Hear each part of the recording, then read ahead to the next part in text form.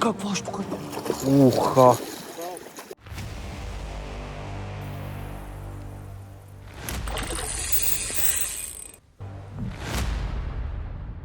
Здравейте, приятели! Добре дошли в канала Fishing Sweden. В предния епизод търсехме щуки. За жалост успяхме само една да фаним и имахме доста удари. Днес отново ще търсим щуките на една друга река, Обин. Тя е доста известна и близо до нея се намира също една доста голяма река, Биске. Тя е много известна с голямото наличие на сьомга и сьомгова пастърва. Ако за първи път попадате в канала, може да се абонирате и ако това видео ви хареса, да ударите един палец. Приятно гледане! Днес мисля да започна на ето тази червена блесничка. Да видим дали ще имаме успех на нея. Оп!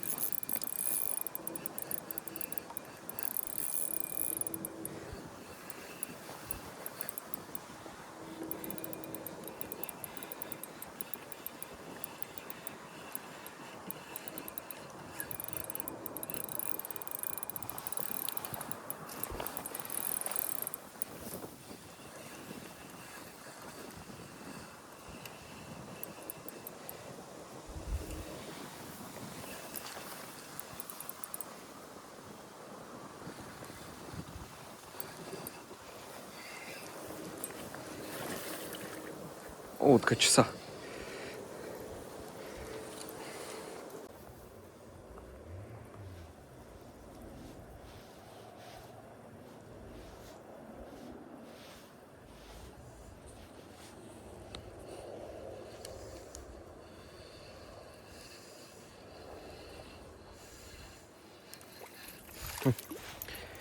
Едно костурче.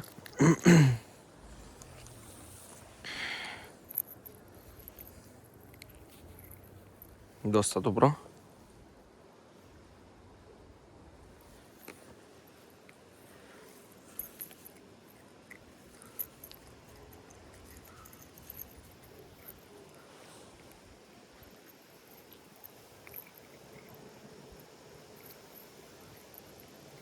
Колко навътре е лапнал. Ето го още един път. Страхотно е. Ай!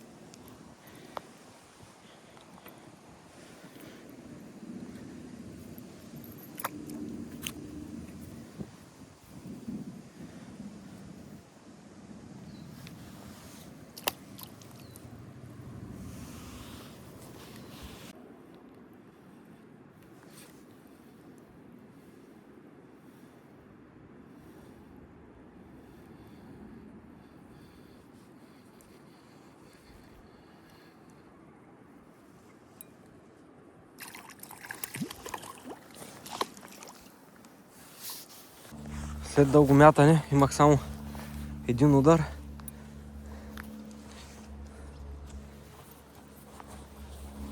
И реших да сменя малко мястото.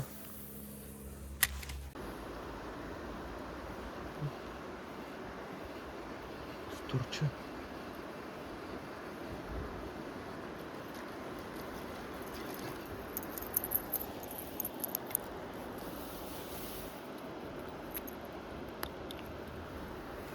Бягай.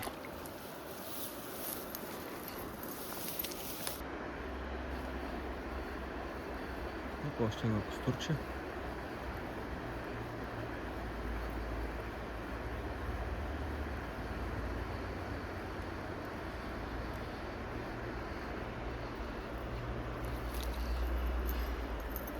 Малко по-хубаво.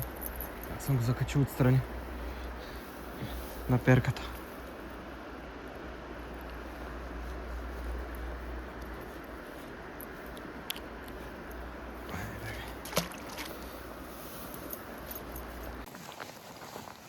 Приятели, след вчерашния риболов на Обин не успях да хвана много. успя да фана само 5-6 костурчета, един удар на щука и днес затова реших да дойда пак на Нордфярден.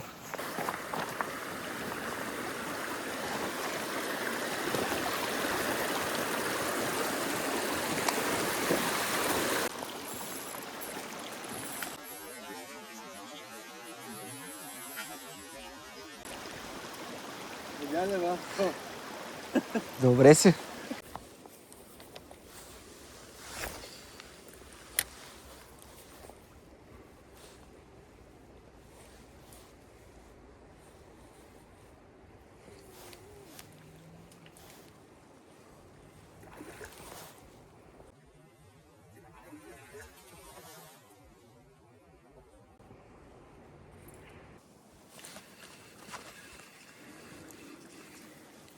Откачи се.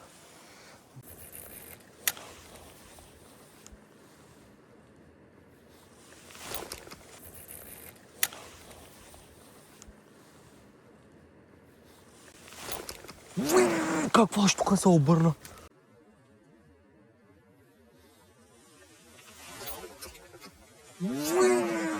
Каква штука се обърна?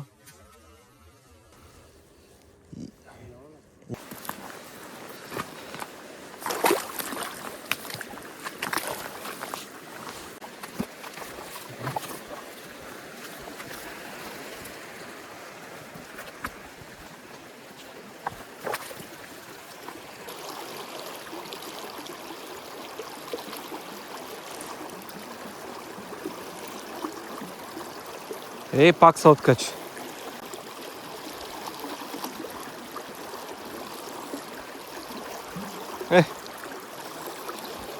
Да, ама то бебенци.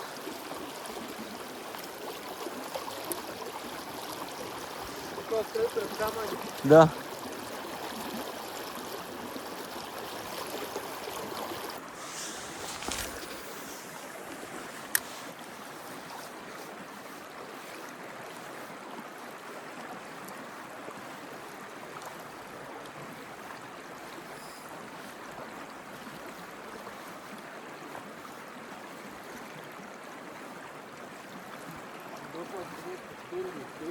Да, сега и костури няма. Оп!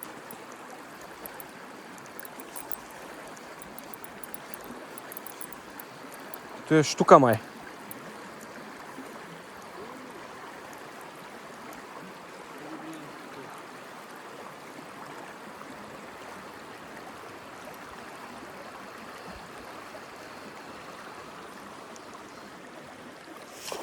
Уха!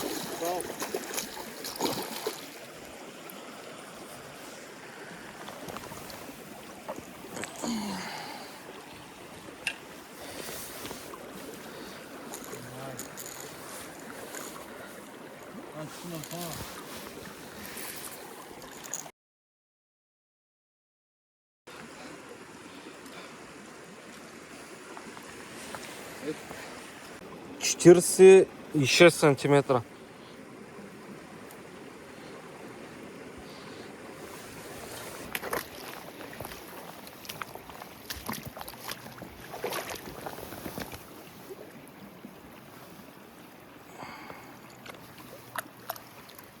Това беше от риболова. Мисля, че се получи добре. Смених две реки. Едната на Обин, другата пак беше на Нордфярден. Се върнах на следващия ден с още едно момче. Успях да хвана няколко костурчета. Успях да хвана един добър кефал. И имахме доста удари на щука. Днеска и вчера също имах една пропусната в Обин. Така че ако това видео ви хареса, може да се абонирате за канала и да ударите един палец.